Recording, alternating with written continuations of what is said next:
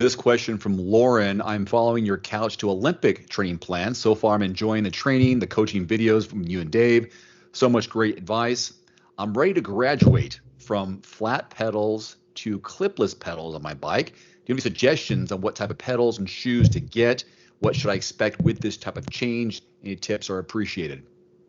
Um, Again, another great question, especially, makes me go back to the days when I first started riding a mountain bike and just a flat pedal and my running shoes. It makes for an easy transition.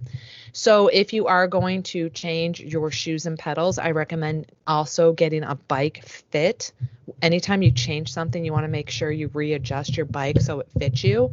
And the bike fitter can help you adjust the cleat that's on the bottom of your shoe and kind of help you with, kind of teach you a little bit on the spot as your bike is stationary on a trainer, helping you clip in and clip out. And so what kind of do I recommend? I mean, when I started back in the day, I had look pedals.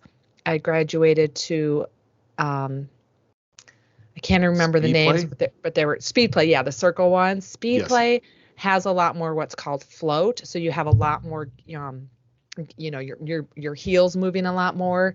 And then I found Shimano pedals, and I've used Shimano pedals for probably the most of my pedal choice on a tri bike. They seem to go well with, my ankles and calves. Those are usually areas of my body that I've stressed in the past and have been injured in the past. And it could have been because the Speed Play had a little bit too much play in them. So I like the Shimano pedals and cleats just fine.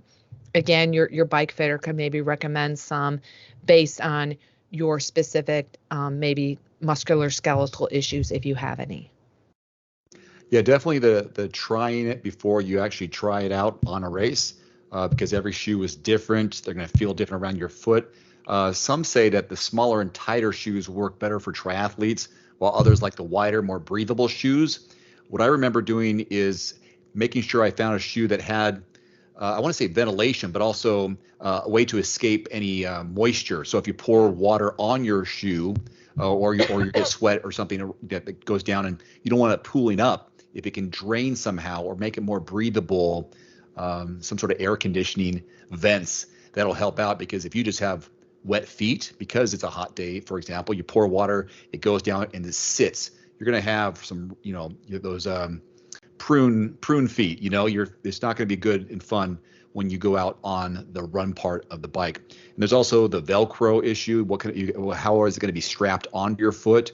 Do you want something that can slip in with a nice something for your finger, your index finger, so you can hold it easier, a string or a strap? Just some little things that you learn along the way of like what makes it easier to get in and out of those shoes.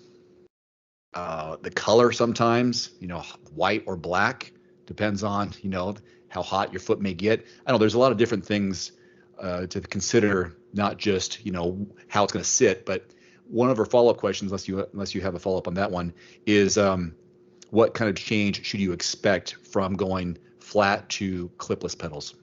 Well, I do, before I forget, chances are high that you might fall. So you just might, if you're not used to clipping in and clipping out, you may forget that you're clipped in. And if you get to your first stop sign or stoplight or a place that you have to stop, just be conscious that in order to, your foot to touch the ground, you need to unclip.